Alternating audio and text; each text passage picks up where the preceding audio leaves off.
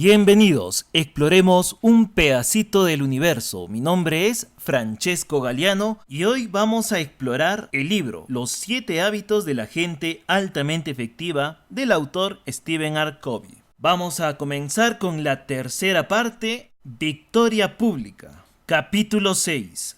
Paradigmas de interdependencia. Comenzamos con la cita de Samuel Johnson, que dice: no puede haber amistad sin confianza, ni confianza sin integridad. Cierro cita. Antes de pasar al área de las victorias públicas, debemos recordar que la interdependencia efectiva solo puede construirse sobre una base de verdadera independencia. La victoria privada precede a la victoria pública. El álgebra es anterior al cálculo.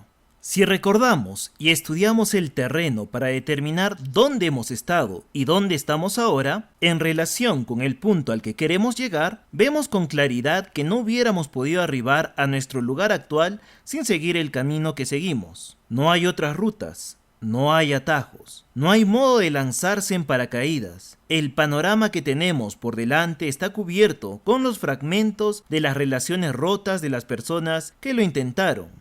Ellas pretendieron saltar hacia relaciones efectivas sin la madurez y la fuerza de carácter necesarias para mantenerlas. Y tampoco nosotros podemos hacerlo. Tenemos que recorrer la senda que nos corresponde. No se puede tener éxito con otras personas si no se ha pagado el precio del éxito con uno mismo. Hace algunos años, yo dirigía un seminario en la costa de Oregón. Un hombre se me acercó y me dijo: Steven, ¿sabe? Yo realmente no disfruto viniendo a estos seminarios. Le presté atención.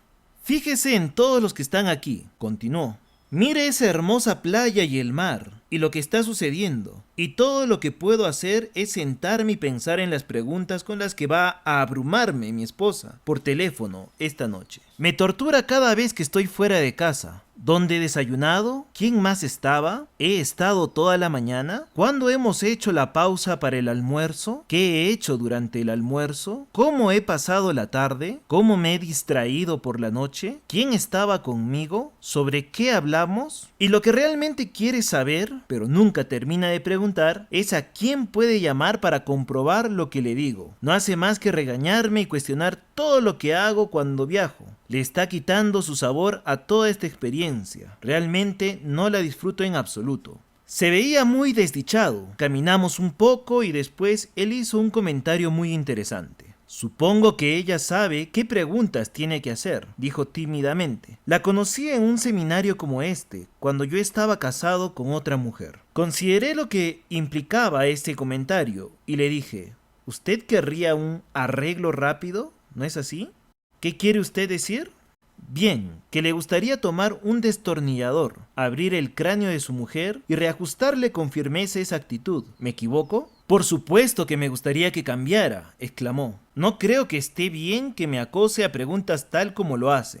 Amigo mío, le dije, no puede huir de problemas en los que se ha metido usted mismo. En este caso, estamos afrontando un cambio de paradigma muy dramático y fundamental. Uno puede tratar de lubricar sus interacciones sociales con técnicas y habilidades de la personalidad, pero en el proceso puede que mutile la base caracterológica vital. No se pueden recoger frutos cuando faltan las raíces. Este es el principio de la secuenciación. La victoria privada precede a la victoria pública. El autodominio y la autodisciplina son los cimientos de una buena relación con los otros. Hay quienes dicen que uno tiene que gustarse a sí mismo antes de poder gustar a los otros. Creo que esta idea tiene una razón de ser, pero si uno mismo no se conoce, no se controla, no tiene dominio de sí, es muy difícil que se guste, salvo por sugestión y de un modo breve y superficial. El verdadero autorrespeto proviene del dominio de sí, de la verdadera independencia, y ese es el objetivo del primero,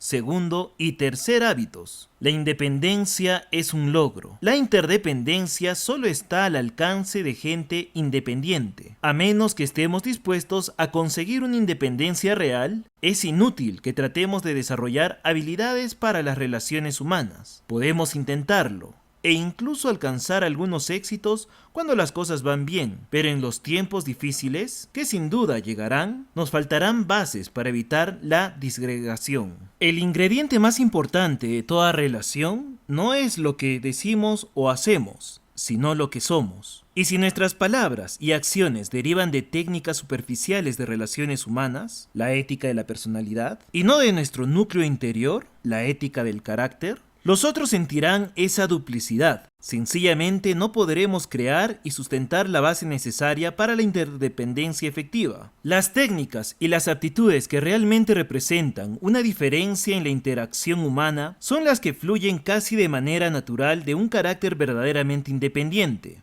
De modo que toda relación empieza a construirse en nuestro interior, en nuestro círculo de influencia, en nuestro propio carácter. Cuando nos volvemos independientes, proactivos, centrados en los principios correctos, impulsados por principios y capaces de organizarnos y realizar cosas con integridad en torno de las prioridades de nuestra vida, podemos también elegir la interdependencia y construir relaciones ricas, duraderas y altamente productivas con otras personas.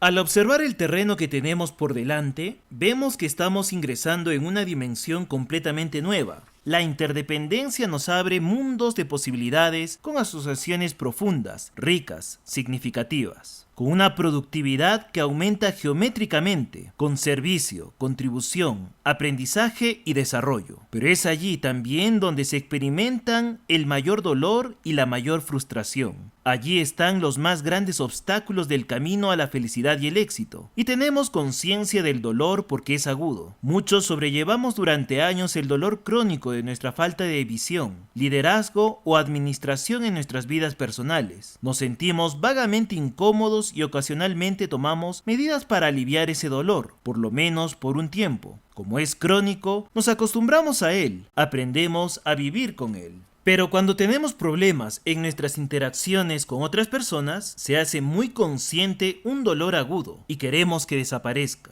Entonces, abordamos el síntoma con arreglos y técnicas transitorios, los parches de la ética de la personalidad. No comprendemos que el dolor agudo es un síntoma del problema crónico, más profundo. Mientras no dejemos de tratar los síntomas, mientras no empecemos a afrontar el problema, nuestros esfuerzos solo producirán resultados contraproducentes. Solo lograremos ocultar aún más el dolor crónico. Ahora bien, al abordar la interacción efectiva con los otros, volvamos a nuestra definición anterior de la efectividad. Hemos dicho que el equilibrio PCP, producción, capacidad de producción, el concepto fundamental de la fábula de la gallina de los huevos de oro, en una situación interdependiente, los huevos de oro son la efectividad, la maravillosa sinergia, los resultados creados por la comunidad abierta y la interacción positiva con los otros. Y para conseguir huevos con regularidad, tenemos que cuidar a la gallina. Necesitamos crear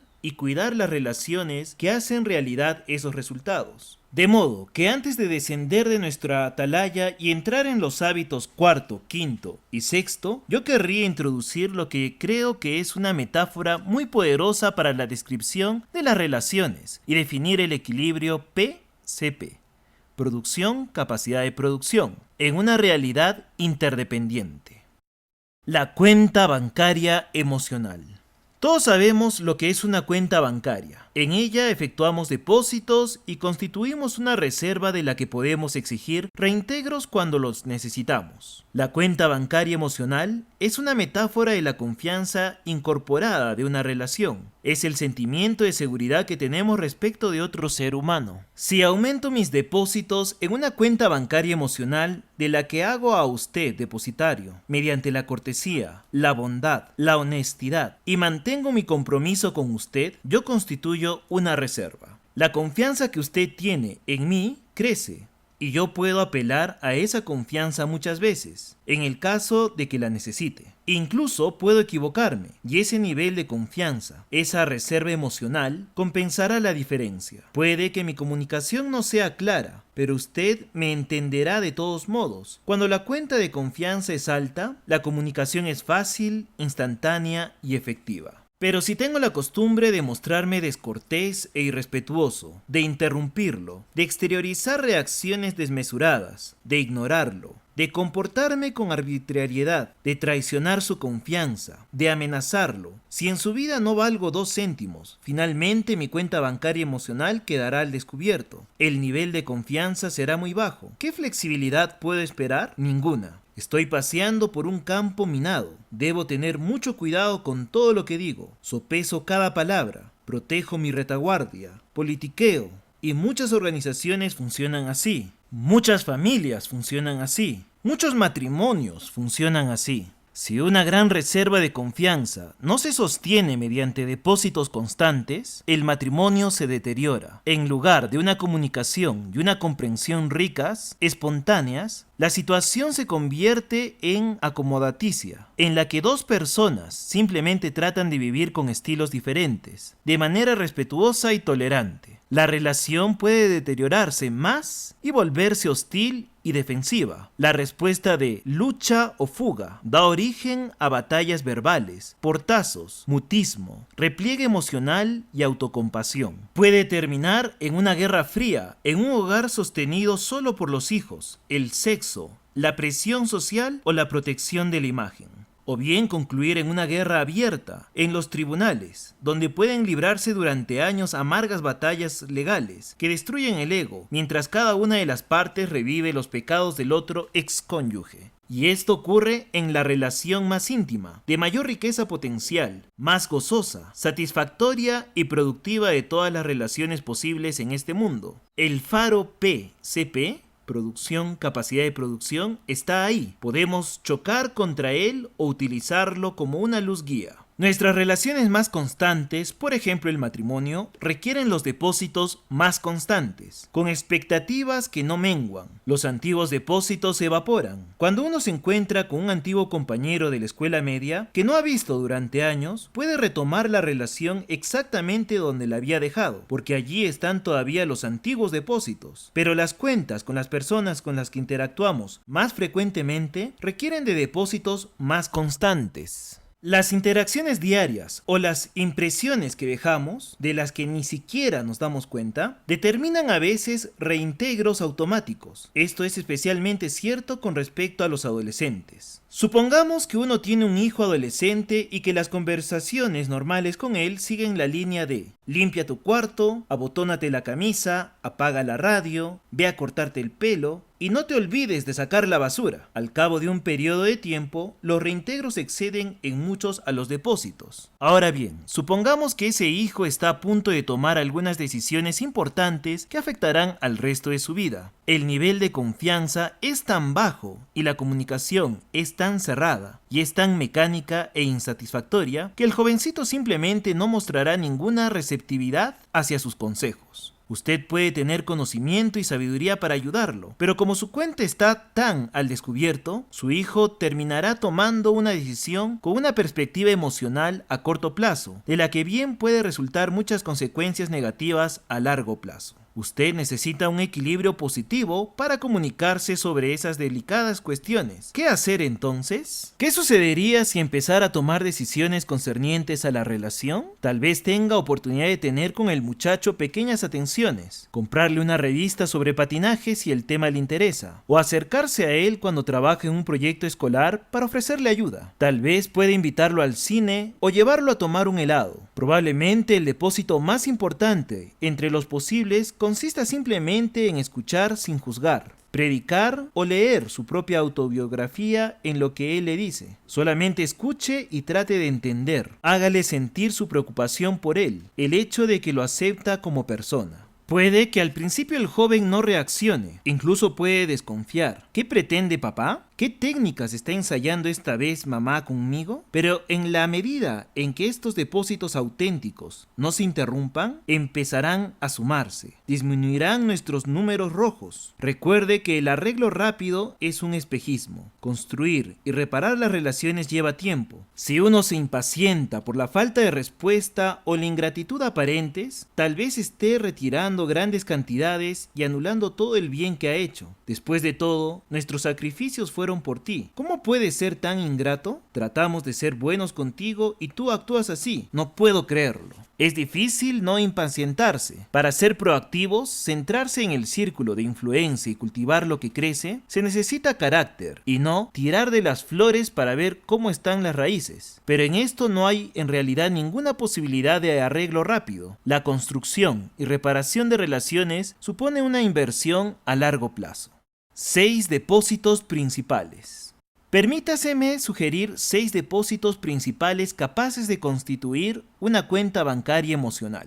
Comprender al individuo. Uno de los depósitos más importantes que pueden hacerse consiste en procurar realmente comprender a la otra persona. Esta es la clave de todos los otros depósitos. Simplemente no sabemos en qué consiste depositar en otra persona hasta que se comprende al individuo. Lo que para usted podría ser un depósito, dar un paseo para hablar, ir a tomar un helado, trabajar juntos en un proyecto común, no siempre es percibido como tal por los otros. Incluso es posible que se perciba como un retiro, si no tiene que ver con los intereses o necesidades profundos de la persona. Lo que para alguien es una misión, para otro es una minucia. Cuando hacemos un depósito, lo que es importante para la otra persona debe ser tan importante para nosotros como lo es esa persona. Tal vez estemos trabajando en un proyecto de alta prioridad, cuando nuestro hijo de 6 años nos interrumpe con algo que para nosotros es trivial, pero para él tiene mucha importancia. Se necesita del segundo hábito para reconocer y volver a comprometerse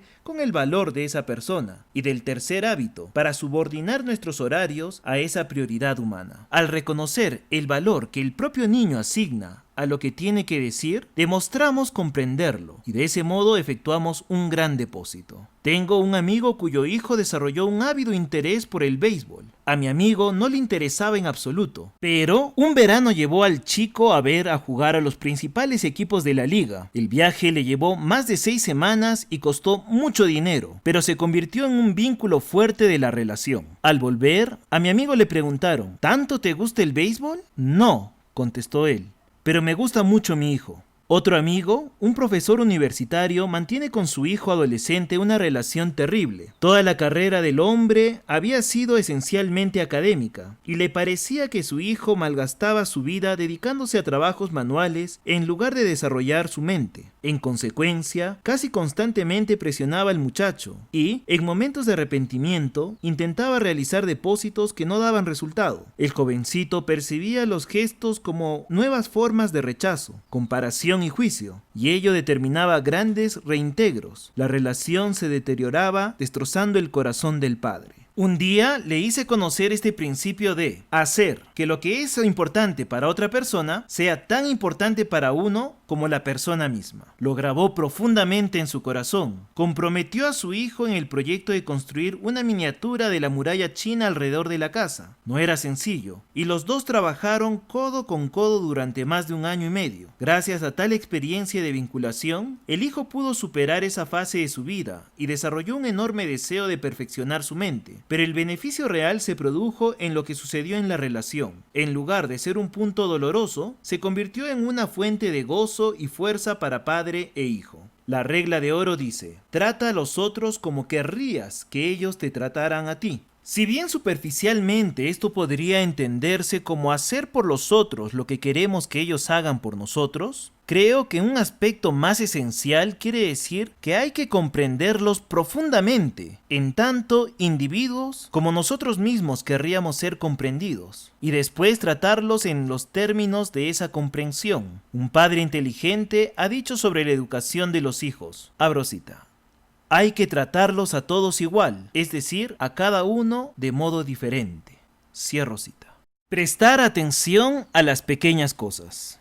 Las pequeñas bondades y atenciones son muy importantes. Las pequeñas asperezas, las pequeñas faltas de respeto, suponen reintegros importantes. En una relación, las cosas grandes son las cosas pequeñas. Recuerdo una noche que pasé con 2 de mis hijos hace algunos años. Era una salida organizada de padre e hijos. Fuimos a ver gimnasia y lucha libre, a comer hot dogs, beber naranjada y después al cine. Un paseo verdaderamente completo. En medio de la película, Xian, que en aquel entonces tenía 4 años, se quedó dormido. Su hermano mayor, Steven, de 6, permaneció despierto hasta el final. A la salida cogí a Sean en brazos, lo llevé al coche y lo tendí en el asiento trasero. Era una noche muy fría, de modo que lo cubrí con mi chaqueta. Al llegar a casa, volví a llevar a Sean en brazos y finalmente lo arropé en la cama. Después de que Steven se pusiera su pijama, se cepillara los dientes y también se acostara, me tendí junto a él para hablar sobre el paseo. ¿Te ha gustado, Steven? Mucho, contestó. ¿Te has divertido? Sí.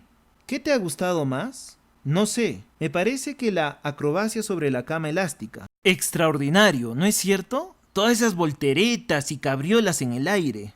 No existió una respuesta adecuada de su parte. Me encontré tratando de hacer avanzar la conversación. Me preguntaba por qué Steven no se abría más. Por lo general, lo hacía cuando sucedían cosas que le entusiasmaban. Yo me sentía un poco defraudado. Me parecía que algo andaba mal. Él había estado muy callado mientras volvíamos a casa. Y, después, mientras preparaba para acostarse, de pronto Steven me dio la espalda, poniéndose de cara a la pared, preguntándome por qué lo hacía. Me puse de pie lo bastante deprisa como para ver lágrimas en sus ojos. ¿Qué es lo que anda mal, hijo? ¿Qué es? Se dio la vuelta y advertí que se sentía algo azorazado por las lágrimas y el temblor de sus labios y barbilla. Papá, si yo tuviera frío, ¿también a mí me cubrirías con la chaqueta? De todos los acontecimientos de aquel especial paseo nocturno, lo más importante para él había sido un pequeño acto de cariño, una demostración momentánea e inconsciente de amor a su hermano pequeño. Para mí, aquello supuso entonces una lección personal y poderosa, y sigue siéndolo todavía. Por dentro, las personas son muy tiernas y sensibles. No creo que la edad o la experiencia determinen una diferencia importante. Por dentro, incluso detrás del exterior más rudo y duro, están los sentimientos y afectos tiernos del corazón.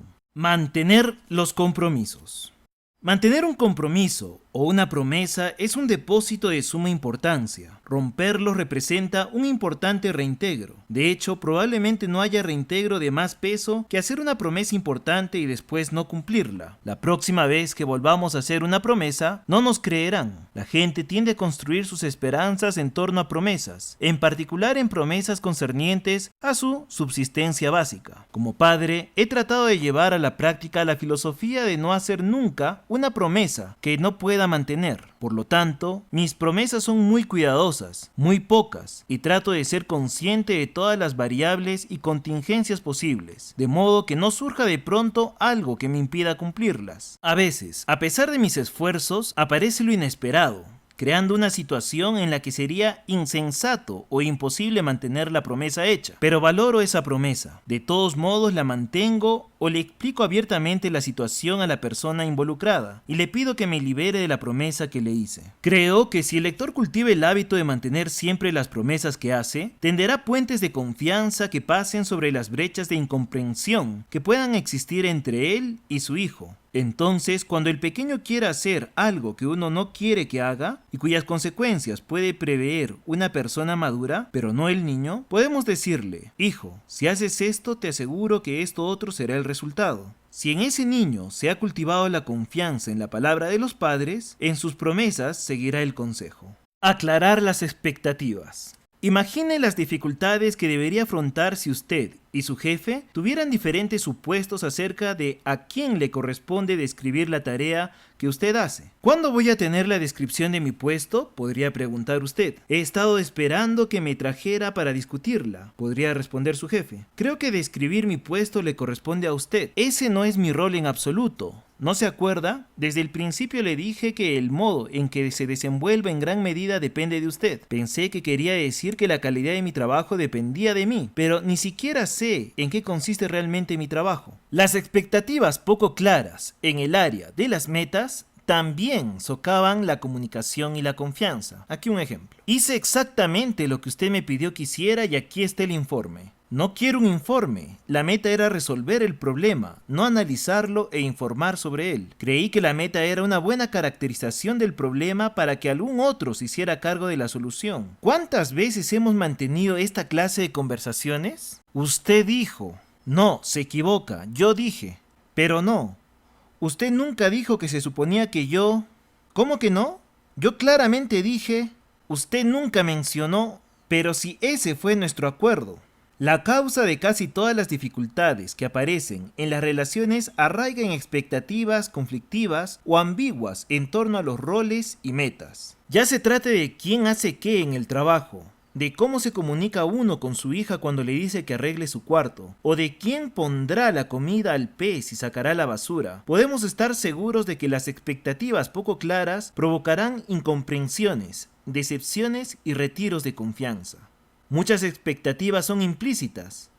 No han sido anunciadas o enunciadas explícitamente, pero, sin embargo, las personas las incorporan a una situación particular. En el matrimonio, por ejemplo, el hombre y la mujer tienen expectativas recíprocas respecto de sus roles, aunque no se hayan examinado, y a veces ni siquiera reconocido por la persona que las alberga. Satisfacerlas provoca grandes depósitos para la relación, mientras que violarlas representan reintegros. Por ello es tan importante, siempre que se ingresa en una situación nueva, poner todas las expectativas sobre la mesa. Las personas las utilizarán para empezar a juzgarse recíprocamente, y si sienten que se han violado sus expectativas básicas, la reserva de confianza disminuirá. Creamos muchas situaciones negativas al dar por sentado que nuestras expectativas son evidentes por sí mismas, y que los otros las comprenden y comparten claramente. El depósito consiste en comenzar con expectativas claras y explícitas. Esto supone una inversión real de tiempo y esfuerzo al principio, pero el ahorro de grandes cantidades de tiempo y esfuerzo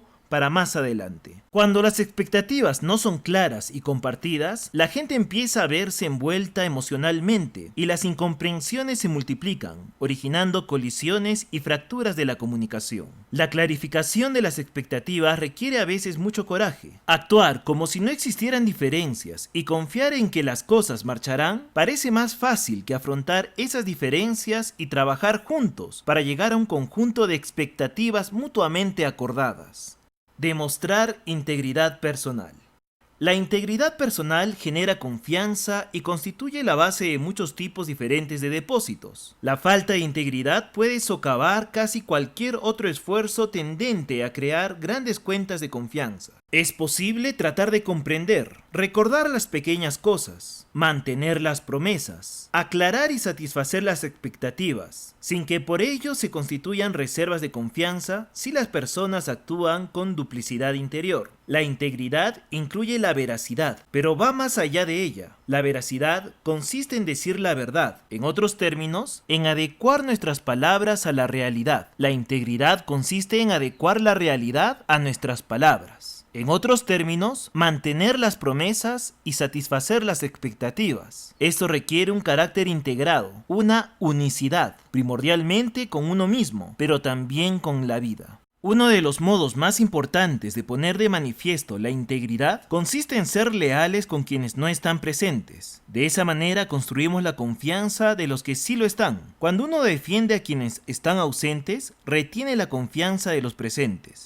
Supongamos que el lector y yo conversamos a solas y que criticamos a nuestro supervisor como no nos atreveríamos a hacerlo en su presencia. Ahora bien, ¿qué sucederá si el lector y yo nos enemistamos? El lector sabrá que yo voy a hablar de sus defectos con algún otro. Eso es lo que usted y yo hemos hecho a espaldas de nuestro supervisor. Usted conoce mi carácter. Yo digo amabilidades frente a frente y hablo mal por detrás. Usted me ha visto hacerlo. Esa es la esencia de la duplicidad. ¿Puede esto crear una reversa de confianza en la cuenta que yo tengo depositada en usted? Por otra parte, supongamos que usted empieza a criticar a nuestro supervisor y yo estoy básicamente de acuerdo con alguna de esas críticas, de modo que le propongo que vayamos directamente a ver a ese hombre para exponerle efectivamente de qué modo podrían mejorarse las cosas. En tal caso, ¿qué sabría usted acerca de lo que yo voy a hacer si alguien lo critica a usted a sus espaldas?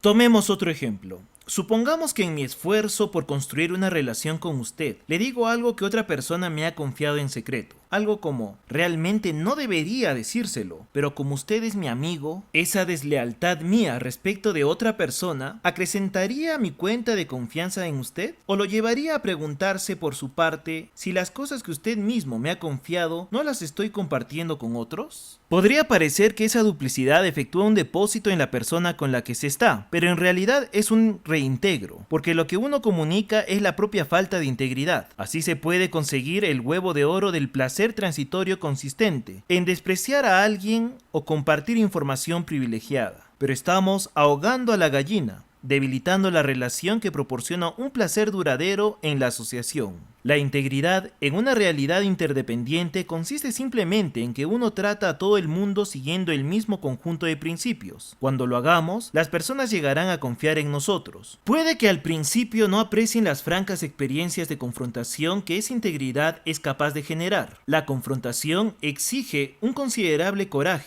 Y muchas personas preferirían seguir la vía de la menor resistencia, desmereciendo y criticando, traicionando confidencias o participando en el chismorreo sobre otros a espaldas de ellos. Pero, a largo plazo, la gente confiará en nosotros y nos respetará si somos veraces, abiertos y amables con ella. Importamos lo bastante como para que valga la pena la confrontación, y se dice que poseer la confianza de alguien en más que poseer su amor. A largo plazo, estoy convencido de quien tiene la confianza también tendrá el amor. Cuando mi hijo Joshua era muy pequeño, a menudo me hacía una pregunta muy profunda. Cada vez que yo reaccionaba ante alguien desmesuradamente o demostraba una gran impaciencia o descortesía, él se mostraba tan vulnerable y franco, y nuestra relación era tan buena que simplemente me miraba a los ojos y me decía: «Papá, ¿me quieres?». Si le parecía que yo estaba violando un principio básico de la vida con respecto a algún otro, se preguntaba si no lo violaría también respecto de él. Como maestro y como padre, he descubierto que la clave de los 99 es el restante 1. En particular,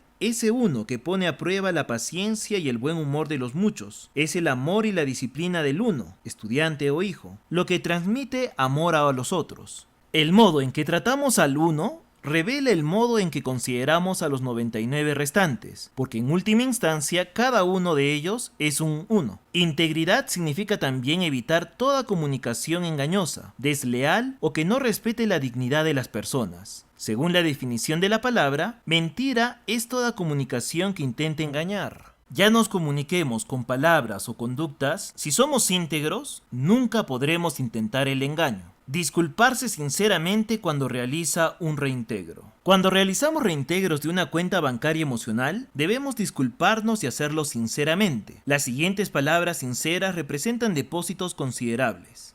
Me equivoqué. No fue amable por mi parte. Fui irrespetuoso. No respeté su dignidad, lo lamento profundamente. Te avergoncé frente a tus amigos, sin ningún derecho. No debía hacerlo, ni siquiera para demostrar que yo tenía razón. Discúlpame. Se necesita mucha fuerza de carácter para disculparse con rapidez, de todo corazón y no de mala gana. Para disculparse auténticamente es necesario ser dueño de uno mismo y tener una seguridad profunda respecto de los principios y valores fundamentales. Las personas con poca seguridad interior no pueden disculparse, porque ellos las lleva a sentirse demasiado vulnerables. Les parece que se muestran blandas y débiles, y temen que los otros se aprovechen de su debilidad. Su seguridad se basa en las opiniones de los otros, y les preocupa lo que ellos puedan pensar. Además, por lo general, se sienten justificadas en lo que han hecho, justifican su propio error con el error de algún otro, y si llegan a disculparse lo hacen superficialmente. Si vas a hacer una reverencia, que tu inclinación sea pronunciada, dice la sabiduría oriental. Paga hasta la última moneda, dice la ética cristiana. Para constituirse como depósito, la disculpa tiene que ser sincera y tiene que percibirse como sincera. Leo Roskin enseñó que, abro cita, el débil es el cruel. La amabilidad solo puede esperarse del fuerte. Cierro cita. Una tarde me encontraba escribiendo en el escritorio de mi casa sobre el tema de la paciencia. Oía a los chicos corriendo de aquí para allá y haciendo ruido. Sentía que mi propia paciencia empezaba a desvanecerse. De pronto, mi hijo David empezó a golpear la puerta del baño, gritando hasta el límite de sus fuerzas. ¡Déjame entrar! ¡Déjame entrar! ¡Déjame entrar! Salí corriendo del escritorio y le hablé con energía. David, ¿tienes idea de lo que todo esto me molesta? ¿Comprendes lo difícil que es concentrarse y escribir creativamente? Ve a tu cuarto y quédate allí hasta que puedas comportarte como corresponde. Así lo hizo, abatido, y cerró la puerta. Al volverme, advertí otro problema. Los niños habían estado jugando a fútbol americano en el corredor de 1,20 m de ancho, y uno de ellos había recibido un codazo en la boca, por lo que, tendido en la sala, estaba sangrando. Descubrí descubrí que David había ido al baño a buscar una toalla mojada, pero su hermana María, que se estaba duchando, no quiso abrirle. Al comprender que yo había interpretado la situación de un modo totalmente erróneo y que había exagerado mi reacción, de inmediato fui a disculparme con David. En cuanto abrí la puerta, lo primero que me dijo fue: "No quiero perdonarte". ¿Por qué no, hijo?, pregunté. Con toda sinceridad, no me había dado cuenta de que querías ayudar a tu hermano. ¿Por qué no me perdonas? Porque hiciste lo mismo la semana pasada, fue la respuesta. En otras palabras, lo que estaba diciendo era: papá, tu cuenta está en números rojos. Hablando a tu modo, no vas a zafarte de un problema que tú mismo has creado con tu conducta. Las disculpas sinceras representan depósitos. Las disculpas reiteradas e interpretadas como insinceras representan reintegros. Y la calidad de la relación lo refleja. Una cosa es cometer un error y otra muy distinta no admitirlo. La gente perdona los errores porque los errores suelen ser cosas de la mente, del juicio, pero no se perdonan fácilmente los errores del corazón, la mala intención, los malos motivos, la justificación que por orgullo pretenden encubrir el error. Las leyes del amor y las leyes de la vida. Cuando efectuamos depósitos de amor incondicional, cuando vivimos las leyes primordiales del amor, también estamos animando a otros para que lo hagan. En otras palabras, cuando verdaderamente amamos a los demás sin poner condiciones, sin ataduras, los ayudamos a sentirse seguros, a salvo, validados y afirmados en su mérito esencial, en su identidad e integridad. Se anima su proceso natural de desarrollo. Les facilitamos la vivencia de las leyes de la vida: cooperación, contribución, autodisciplina, integridad, y a descubrir y ser fieles a lo mejor y más importante de su propio interior. Les otorgamos la libertad de actuar sobre la base de sus propios imperativos internos, en lugar de reaccionar a nuestras condiciones y limitaciones. Esto no significa que seamos permisivos o blandos, lo cual es en sí mismo un reintegro importante. Aconsejamos, imploramos, establecemos límites y consecuencias, pero amamos a cualquier precio. Cuando violamos las leyes primordiales del amor, cuando imponemos ataduras y condiciones a ese don, en realidad, animamos a los otros a violar las leyes primordiales de la vida. Los colocamos en una situación defensiva y reactiva en la que sienten que tienen que demostrar: yo importo como persona, independientemente de ti. En realidad, no son independientes, son contradependientes. Esto es otra forma de dependencia y está en el extremo inferior del continuum de la.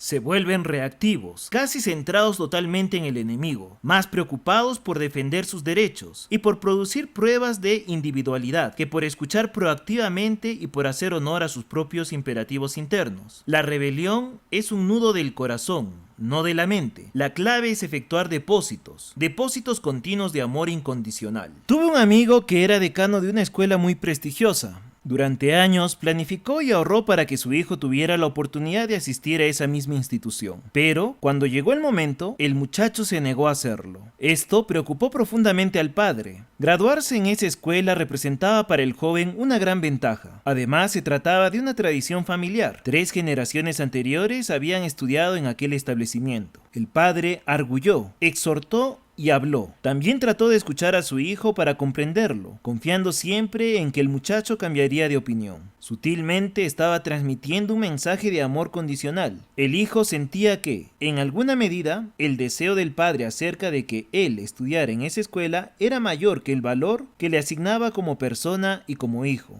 lo que resultaba terriblemente amenazante. En consecuencia, luchó por su propia identidad e integridad, intensificando sus esfuerzos y reforzando su resolución para racionalizar su decisión de no inscribirse en la institución. Después de un intenso autoanálisis, el padre optó por hacer un sacrificio: renunciar al amor condicional. Sabía que el hijo podría no efectuar las elecciones que él deseaba. Sin embargo, padre y madre resolvieron amar al hijo incondicionalmente con independencia de su elección. Resultaba extremadamente difícil porque el valor de la experiencia educativa del joven estaba muy cerca de sus corazones, y porque se trataba de algo que habían planeado y por lo que habían luchado desde su nacimiento. Padre y madre atravesaron un proceso muy difícil de reescritura del guión. luchando por comprender realmente la naturaleza del amor incondicional. Le dijeron al muchacho lo que estaban haciendo y por qué, y también que habían llegado a un punto en el que podían decir con toda honestidad que la decisión que tomara no afectaría ni en lo más mínimo el amor incondicional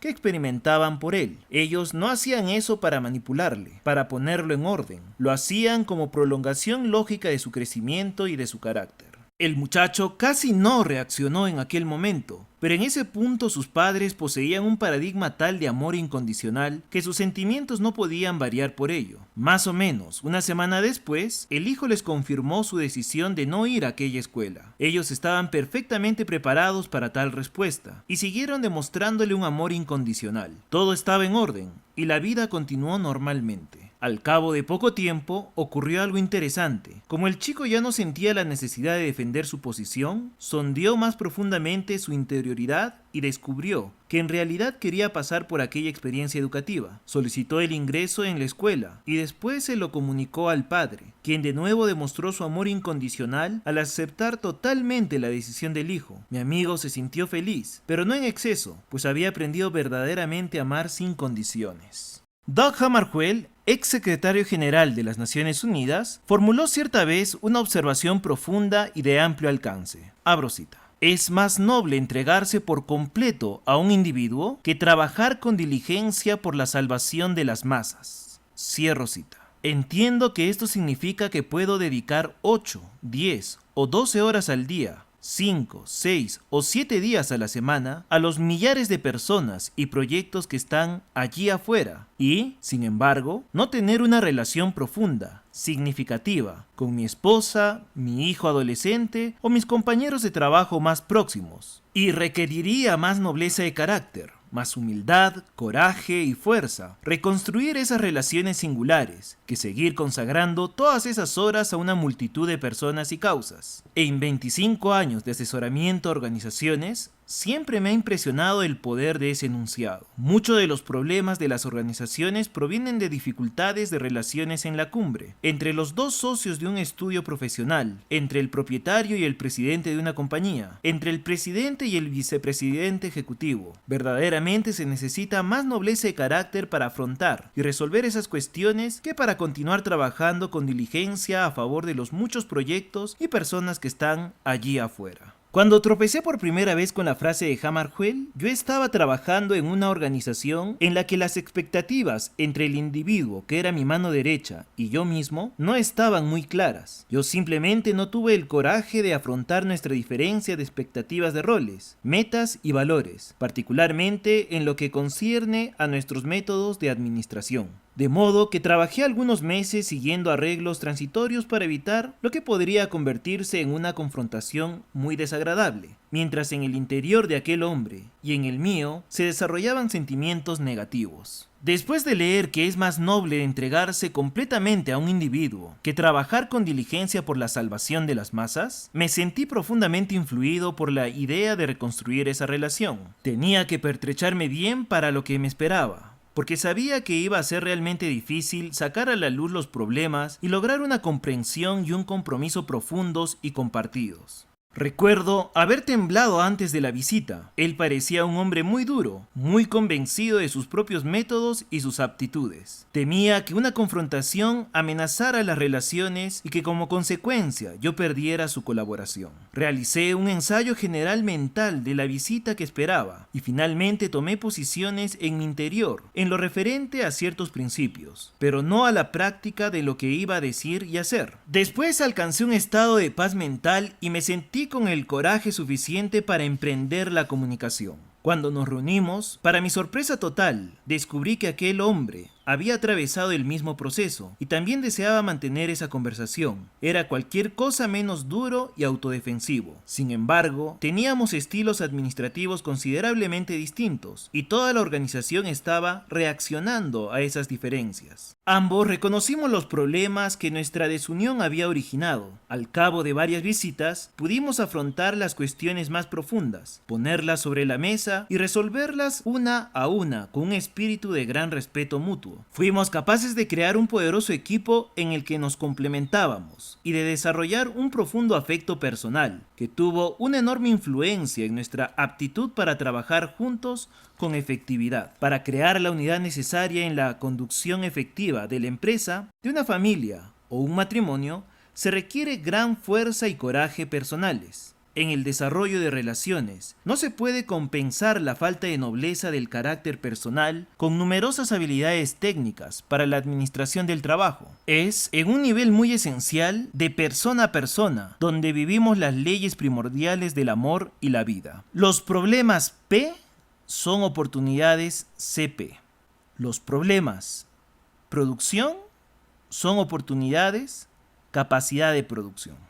Esta experiencia también me enseñó otro poderoso paradigma de interdependencia, concerniente al modo en que vemos los problemas. Durante meses había tratado de eludir la cuestión, viéndola como una fuente de irritación, un obstáculo, y deseaba que de algún modo se desvaneciera. Pero, según resultó, el problema mismo creó la oportunidad para establecer una relación profunda que nos permitió trabajar juntos en un equipo bien complementado. Sugiero que, en una situación interdependiente, todo problema P, producción, es una oportunidad CP, capacidad de producción. Una oportunidad para fortalecer cuentas bancarias emocionales que influyen significativamente en la producción interdependiente. Cuando los padres consideran los problemas de los hijos como oportunidades para construir la relación y no como causa de una irritación negativa y molesta, cambia totalmente el carácter de la interacción padre-hijo. Los progenitores pasan a estar más dispuestos, incluso entusiasmados, a comprender en profundidad y ayudar a los hijos. Cuando un hijo se acerca a ellos con un problema, en lugar de pensar, "oh no, otro problema", su paradigma es: aquí tengo una gran oportunidad para ayudar realmente a mi hijo y para realizar un depósito en nuestra relación. Muchas interacciones dejan de ser de transición para ser de transformación. Cuando los hijos sienten el valor que los padres asignan a sus problemas y a ellos como individuos, se crean fuertes lazos de amor y confianza. Este paradigma es también poderoso en la empresa. Una cadena de tiendas que opera siguiendo ese paradigma gana la lealtad de sus clientes. Cuando un cliente entra en la tienda con un problema, por pequeño que sea, los empleados de inmediato lo consideran como una oportunidad para establecer una relación. Responden con el deseo positivo y jovial de resolver la dificultad de un modo que deje contento al cliente. Lo tratan con tanta buena voluntad y respeto, con tal disposición a ir más allá de lo meramente obligatorio, que a muchos de los clientes ni siquiera se les ocurre en adelante ir a comprar a otra parte. Al reconocer el equilibrio P-CP, producción, capacidad de producción, es necesario para la efectividad en una realidad interdependiente. Podemos valorar nuestros problemas como oportunidades para aumentar la CP, capacidad de producción. Los hábitos de la interdependencia. Con el paradigma de la cuenta bancaria emocional en mente, ya podemos pasar a los hábitos de la victoria pública, del éxito en el trabajo con otras personas. Al hacerlo, veremos de qué modo esos hábitos actúan conjuntamente para crear una interdependencia efectiva. También advertiremos cuán poderosamente tenemos impresas otras pautas de pensamiento y conducta. Además, en un nivel incluso más profundo, comprobamos que la interdependencia efectiva solo está al alcance de las personas verdaderamente independientes. Es imposible lograr la victoria pública con técnicas populares de negociación ganar-ganar, de escucha refleja o de resolución de problemas que se centren en la personalidad y mutilen la base vital del carácter. Concentrémonos ahora en profundidad en cada uno de los hábitos de la victoria pública. Y así damos fin al capítulo número 6 del libro Los 7 hábitos de la gente altamente efectiva de Stephen R. Covey. ¿Y qué podemos rescatar de todo este capítulo? Primeramente, de que la victoria privada precede, es decir, primero tengo que trabajar en mis primeros 3 hábitos. Ser proactivo, empezar con un fin en mente y siempre apuntar a lo que tiene mayor importancia. Una vez que yo he logrado trabajar interiormente con hábitos personales, recién puedo empezar a ser independiente y empezar a buscar una victoria pública, a buscar esa interdependencia con otras personas. Porque tenemos que recordar que el autodominio y la autodisciplina son los cimientos de una buena relación con los otros. Es la base, es la piedra angular antes de poder buscar una buena relación con otros. Por ello debemos de buscar un verdadero autorrespeto, una verdadera independencia. Porque repetimos, la interdependencia solo está al alcance de gente independiente. Si no llego a encontrar mi independencia, no puedo empezar a planear una interdependencia. No puedo buscar una buena relación con otras personas si primeramente yo no tengo una buena relación conmigo mismo. Recordemos esta parte del libro. El ingrediente más importante de toda relación no es lo que decimos o hacemos, sino lo que somos. Entonces tenemos que trabajar en quiénes realmente somos nosotros. Y ya después, recién crear y cuidar relaciones que tendrán buen resultado. Y el autor Stephen R. Covey nos menciona que para poder cuidar estas relaciones, tenemos que empezar a hacer buenos depósitos a una cuenta bancaria emocional. Si aumentamos nuestros depósitos con cortesía, con bondad, con honestidad y mantenemos nuestros compromisos, entonces vamos a estar constituyendo una muy buena reserva en este banco emocional de las personas. Cuando la cuenta de confianza es alta, la comunicación será fácil, instantánea y efectiva. Por el contrario, si no la mantenemos, no la sostenemos, no hacemos depósitos constantes, entonces esta relación se deteriora. Además, el autor nos enseña que nuestras relaciones más constantes requieren depósitos más constantes. ¿Qué quiere decir esto? Que con las personas con las que más interactuemos o con los que más frecuentemos, ellos requerirán de estos depósitos más constantes, de actos de cortesía, bondad, honestidad, de mantener nuestros compromisos. Además, para que haya una buena receptividad, tenemos que tener cuidado de que no sean mecánicos. Es decir, tenemos que escuchar realmente, y si escuchamos a alguien, no juzgar, solamente debemos escuchar y tratar de entender. Tenemos que hacer sentir nuestra preocupación por tratar de comprenderlos, porque una relación lleva tiempo, paciencia, poco a poco. Como dijo el autor, la construcción y reparación de relaciones supone una inversión a largo plazo, no puede ser inmediato. Para que tengan mayor confianza en nosotros, debemos de comprenderlos profundamente y después debemos de tratarlos en términos de esa comprensión. Solo así es que vamos a estar enfocándonos en cada uno, pero primero debemos de comprenderlos. Y según comprendamos, actuar en base a ese nuevo conocimiento. Tenemos que recordar que por dentro las personas son muy tiernas y sensibles. Es por ello que cada acto pequeño de cariño importa. Constantemente estemos buscando pequeñas bondades y atenciones, porque son muy importantes. Tenemos que recordar que la gente tiende a construir sus esperanzas en torno a promesas, a compromisos que se hacen. Por ello tenemos que tener mucho cuidado con lo que prometemos. Tenemos que cumplir con nuestra palabra y para ello debemos de evaluar cualquier variable y cualquier contingencia que pueda surgir, lo cual pueda impedir que las cumplamos. No hagamos promesas que no vamos a cumplir. Si cultivamos el hábito de mantener siempre las promesas que hacemos, tenderemos puentes de confianza que pasen sobre las brechas de incomprensión muchas veces con las otras personas. Además, tenemos que aclarar todo tipo de expectativas. Las expectativas deben de ser claras. Recordemos que la causa de casi todas las dificultades que aparecen en las relaciones vienen de supuestos y expectativas no claras. Muchas expectativas a veces en las relaciones son implícitas, o sea que no han sido anunciadas o enunciadas explícitamente.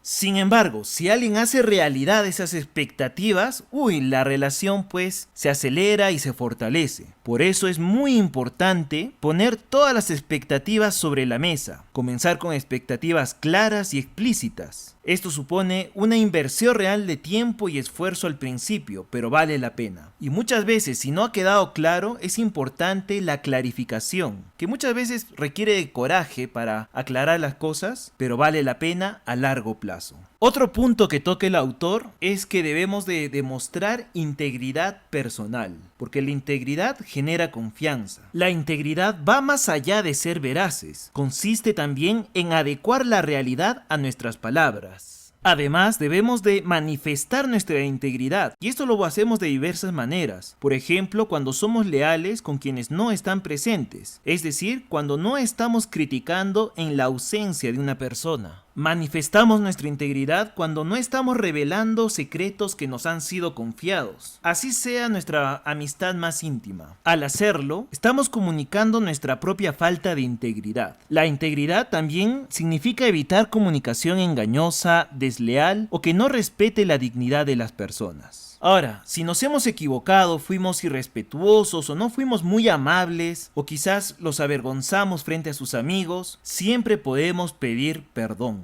podemos disculparnos, pero tiene que ser sinceramente, de todo corazón y no de mala gana. Para algunos será difícil, requerirá de carácter, pero tiene que hacerse de inmediato, con rapidez, tratando de que sea sincero. Recordemos la sabiduría oriental que dice: si vas a hacer una reverencia, que tu inclinación sea pronunciada. Esto quiere decir que debemos de disculparnos sinceramente cuando realizamos un reintegro, de la mejor manera posible. Las disculpas sinceras dan resultados positivos. Sin embargo, si las disculpas son reiteradas y constantes, se podrían interpretar como insinceras, lo cual podría traer un resultado negativo. El autor también nos habla acerca del amor incondicional. Muchas veces ponemos condiciones para demostrar nuestro amor, pero cuando realmente amamos, no ponemos ataduras o condiciones, sino que tratamos de enfocarnos en la persona, en el ser como tal. Me gusta esta frase que dice: la rebelión es un nudo del corazón, no de la mente. Entonces, si hay alguien que está siendo rebelde, es porque estamos colocando ese nudo en su corazón, lo estamos condicionando, atando, no es libre. Por el contrario, si verdaderamente amamos, no ponemos condiciones.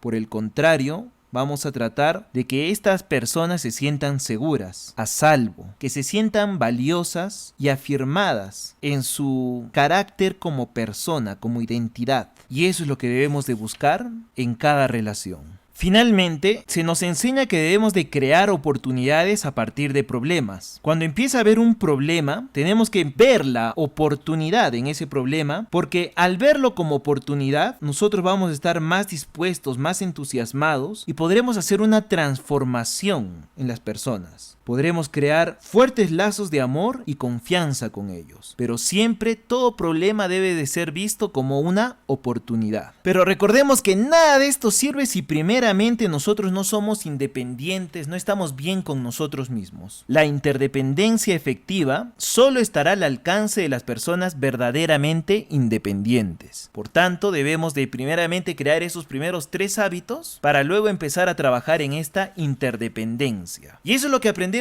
en el capítulo 6 de los 7 hábitos de la gente altamente efectiva, escrito por Stephen R. Covey. Compartamos este contenido y nos vemos para seguir revisando este libro en el próximo capítulo. Quien les habla es Francesco Galiano. Hasta luego. Deseo retirarme con este pensamiento. Día a día en nuestras interacciones, ¿estamos construyendo confianza o le estamos quitando?